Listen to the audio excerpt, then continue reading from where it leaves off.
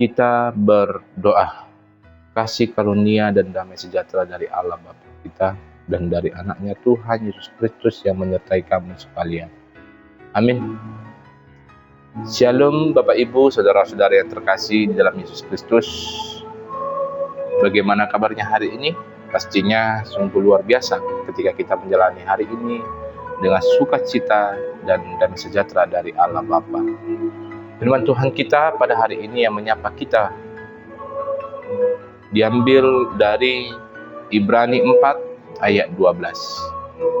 Ibrani 4 ayat 12 saya akan membacanya untuk kita. Sebab firman Allah hidup dan kuat dan lebih tajam daripada pedang bermata dua manapun. Ia menusuk amat dalam sampai memisahkan jiwa dan roh, sendi-sendi dan sumsum. Ia sanggup membedakan pertimbangan dan pikiran hati kita. Demikian firman Tuhan. Bapak Ibu, saudara-saudara yang terkasih, banyak orang Kristen saat ini memiliki Alkitab, dan pastinya kita juga di rumah kita pasti ada 2-3 Alkitab. Namun terkadang Alkitab yang kita miliki,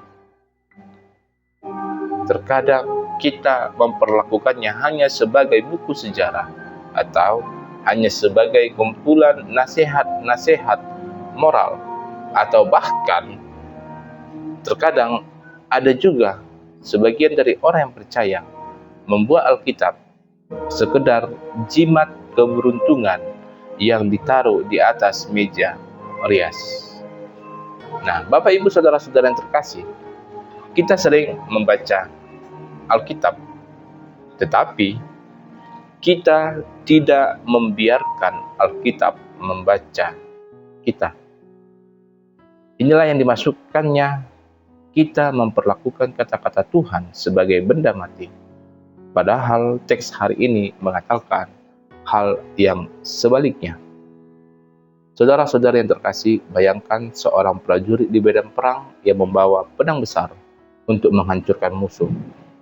Memang pedang itu efektif untuk memotong dan menghancurkan. Namun, bayangkan ketika seorang ahli bedah yang memegang pisau bedah yang sangat kecil namun sangat tajam. Pisau bedah itu tidak digunakan untuk menghancurkan, melainkan untuk masuk ke bagian tubuh yang paling dalam, memisahkan jaringan-jaringan yang sehat dari yang sakit, dan menyelamatkan nyawa.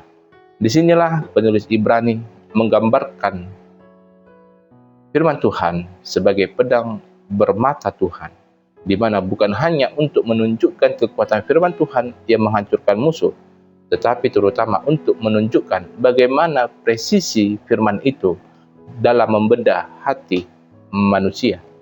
Tentu Bapak Ibu, saudara-saudara yang terkasih, mari kita bedah bagaimana ketajaman Ibrani 4 ayat 12 ini mendarat dalam keseharian kita. Jika di dalam ayat 12 adalah proses operasinya, maka aplikasi praktis adalah cara kita merawat luka-lukanya agar dapat menghasilkan pemulihan. Ada beberapa hal, Bapak Ibu, saudara-saudara yang terkasih, mengenai tentang aplikasi praktis dari Ibrani 4 ayat 12 ini. Yang pertama adalah bagaimana kita harus mengizinkan firman tersebut mengoreksi motivasi kita dan bukan hanya aksi.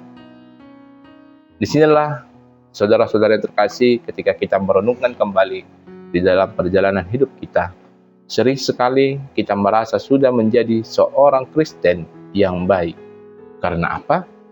Karena kita rajin ke gereja, karena kita rajin berdoa, karena kita rajin memberi persepuluhan. Namun firman Tuhan sanggup membedakan pertimbangan dan pikiran hati.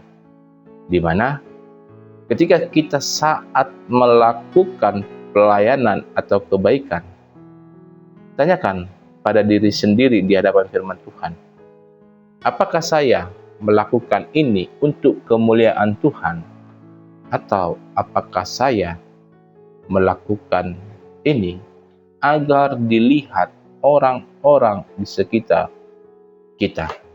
Disinilah Bapak Ibu Saudara-saudara yang terkasih, firman itu akan menyingkapkan apakah perbuatan pelayanan yang kita lakukan itu ketulusan atau sekedar ego yang dibalut jubah agama. Kemudian Bapak Ibu Saudara-saudara yang terkasih, di nomor 2, gunakan Alkitab sebagai cermin batin, bukan senjata penghakiman.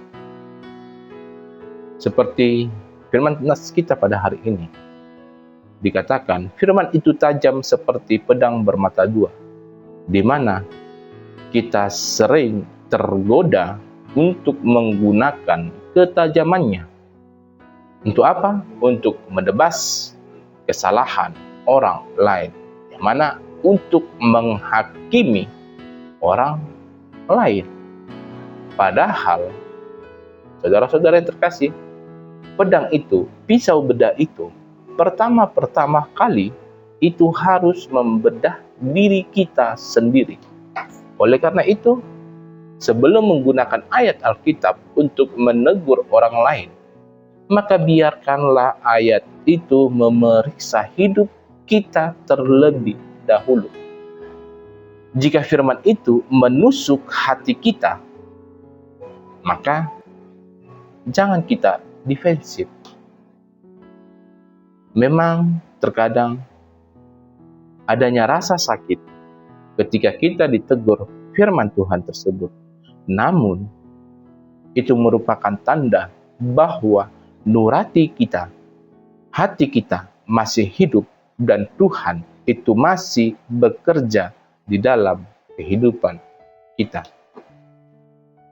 Dan yang ketiga, Bapak Ibu Saudara-saudara terkasih, dikatakan kepada kita untuk disiplin operasi harian, di mana di sini kita diingatkan bagaimana pedang firman Tuhan itu tidak akan bekerja jika tetap tersimpan di dalam sarungnya.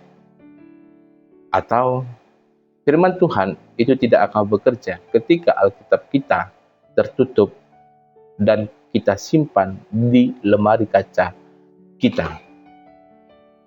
Firman itu hidup dan kuat hanya jika kita memberinya ruang untuk masuk ke dalam pikiran kita.